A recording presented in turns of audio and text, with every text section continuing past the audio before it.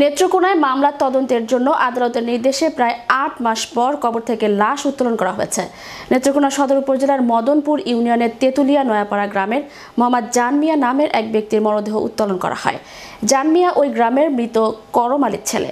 অভিযোগ সূত্রে জানা যায়, গত ২০২৩ সালের ১১ এপ্রিল রাত ১টার দিকে ওই গ্রামের মোহাম্মদ রহিস মিয়ার ঘর থেকে প্রায় ২০০ হাঁসের বাচ্চা চুরি করে নিয়ে যায় পার্শ্ববর্তী বুরুজ আলীর ছেলে জাকির।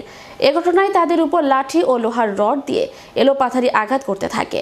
এ সময় ৩ জন গুরুতর আহত হয়।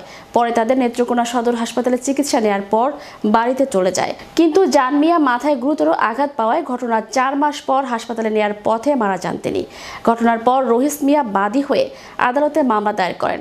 দায়িত্বরত নির্বাহী ম্যাজিস্ট্রেট এস.এম. মেহেদী হাসান বলেন, আদালতের নির্দেশে আমার উপস্থিতিতে পুলিশের সহায়তায় কবর থেকে লাশ উত্তোলন করা হয়। সুরত হাল রিপোর্টের পর পুলিশ হেফাজতে রয়েছে। পরে জেলা সদর হাসপাতাল মর্গে প্রেরণের পর চিকিৎসক লাশের ময়নাতদন্ত করবে।